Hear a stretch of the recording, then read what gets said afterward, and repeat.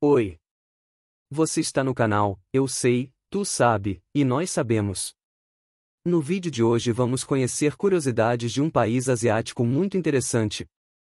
A Coreia do Norte.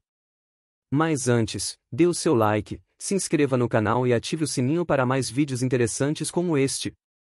Antes da Segunda Guerra Mundial, a Coreia era um só país e um só povo, e era dominado pelo Japão, que na época era ainda um império e dominava boa parte da Ásia. Até que em 1945 os Estados Unidos e a União Soviética, que haviam ganhado a Segunda Guerra Mundial, expulsaram os japoneses do território coreano. Logo depois, os dois países vencedores da Segunda Guerra Mundial decidiram dividir a Coreia em dois. Com isso, a União Soviética ficou com a parte norte, e os Estados Unidos com a parte sul. Só que os dois lados se proclamavam uma só Coreia. Então, uma guerrilha coreana do lado norte, lado comunista, tentou em junho de 1950, dominar também o lado sul, o lado capitalista. Mas não vingou por muito tempo, e até hoje a Coreia é dividida por uma zona desmilitarizada pela Organização das Nações Unidas, assinado em 1953. Estabelecendo assim dois países independentes, Coreia do Sul e Coreia do Norte. Bom, como prometido, vamos falar da Coreia do Norte. Mas se você desejar, podemos fazer um outro vídeo falando curiosidades sobre a Coreia do Sul, é só deixar nos comentários. Desde a expulsão do Japão, um grupo de guerrilheiros na região, influenciados pela União Soviética, ajudou um líder chamado Kim Il-sung. Logo, foi criado o Partido dos Trabalhadores, e até hoje é o único partido que existe na Coreia do Norte. Eles se descrevem como um país democrático, mas a família Kim comanda uma dinastia desde 1950, quando ajudou a União Soviética a expulsar o Japão de seu território. Kim Il-sung implementou internamente um Estado comunista e um regime econômico totalitário. Expulsou e executou milhares de pessoas que tinham propriedades e não abriam mão de suas terras e negócios. Mas mesmo assim, a economia estava crescendo. Pois a Coreia do Norte tinha como principal aliado a União Soviética, que era muito forte economicamente na época. Com isso ajudou na construção de indústrias de forma massiva pelo país. Tanto que em 1960, os norte-coreanos tinham um PIB maior que os sul-coreanos.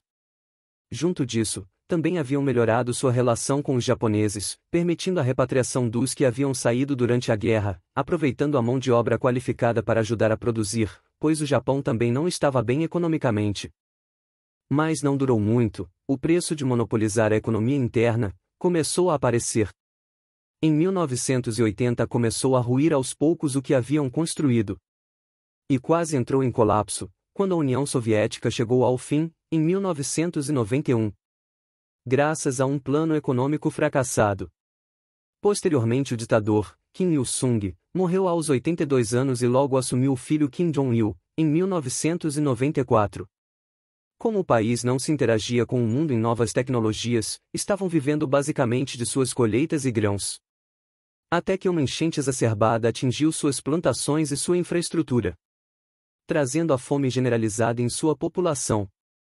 Não se sabe muita coisa do Kim Jong-il, mas há relatos que, ao assumir o governo, as leis ficaram ainda mais rígidas e mais opressoras sobre a população, assumindo um controle tão grande, que começou a fiscalizar assuntos, no mínimo bizarras como por exemplo, o tamanho da casa de alguns secretários do próprio partido, ou até mesmo coisas paranoicas como, saber os presentes que seus subordinados ganhavam entre si.